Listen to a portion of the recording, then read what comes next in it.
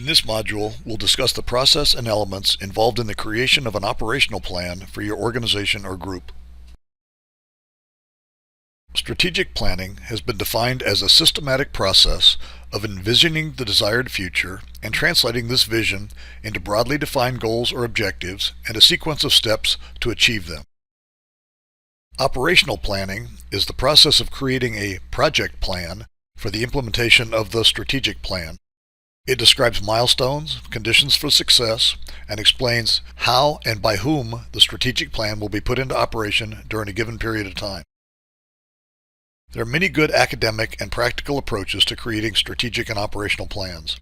The methodology we're going to discuss is based on 15 years of strategic and operational planning with public health entities as well as private sector organizations. This KCA planning methodology is simple and straightforward. It can be implemented, tracked, and managed using a variety of standard tools like Microsoft Excel or various database programs in addition to the KCA VMSG Dashboard Performance Management System. This methodology is being utilized by health departments across the nation at the state, county, and city levels. After thousands of hours of development, strategic plans often become a dusty book on the shelf, seldom to be opened again. What's the solution?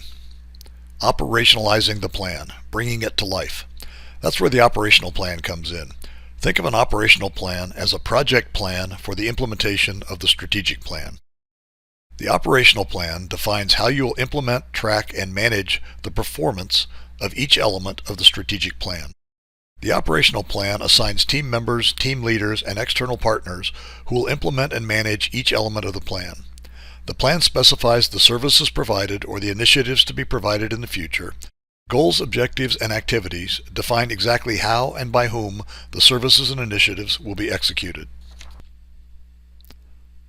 The VMSG dashboard structures and manages the planning and execution processes. The system is hierarchical in design like this pyramid. The system manages the following planning elements. Organizations and groups define how we are structured and organized. Most health departments have a single organization in the system. Some clients have established a separate training organization to allow their people to learn the system in a safe environment. Each organization can have multiple groups and subgroups. Groups and subgroups define the org chart of the department. Each group can have its own vision, mission, and values. Most organizations have a common vision and values across all groups. We've seen some divisions that have a different mission statement. For instance, WIC and emergency preparedness may have different mission statements defining their way of achieving the vision of the department. The next layers of the pyramid define the actual operational plan for the department, division, office, or program. Each group defines the current services or desired initiatives to be accomplished. Services are typically those things we are doing now as the health department.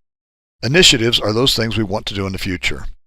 Both are entered in the services module. The difference will be in the timeline for the goals, objectives, and activities. Planning elements for initiatives will generally have future dates associated with them. Goals, objectives, and activities form a hierarchy to define how we will accomplish the services and initiatives. Goals may have multiple objectives, and objectives may have multiple activities.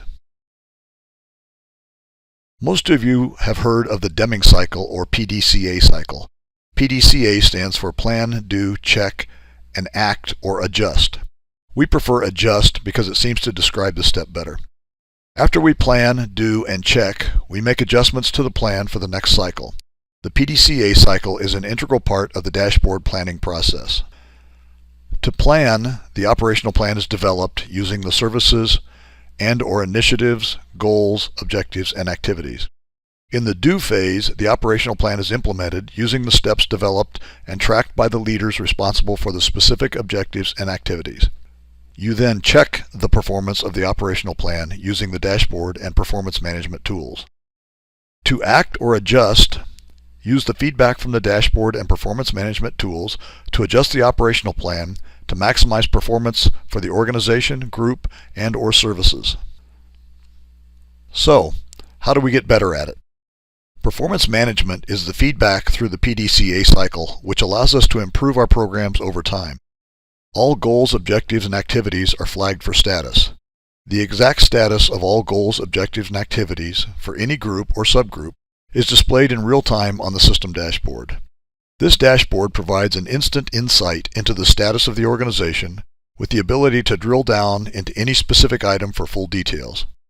Performance of objectives or activities can be charted over time to graphically view their performance. We'll take a few minutes to provide a high-level overview of the operational planning process. We'll drill down into more detail later in this presentation. During the plan phase of the PDCA cycle, the steps to create the operational plan are: from the strategic plan, identify the vision, mission, and values for the organization. Use these as a guide to assure that all of the planning elements are contributing to the mission and eventually the vision and respecting the values of the organization.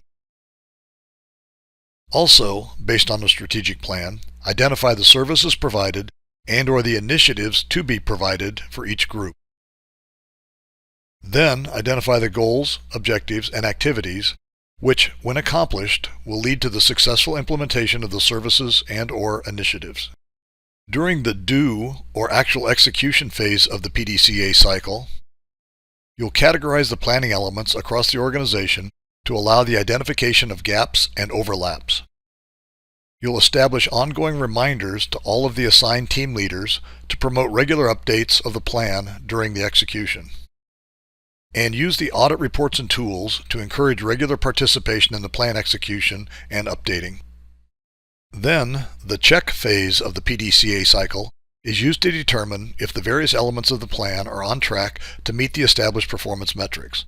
To check this, use the Performance Management Dashboard and Operational Plan Status Reports to check the performance against the metrics.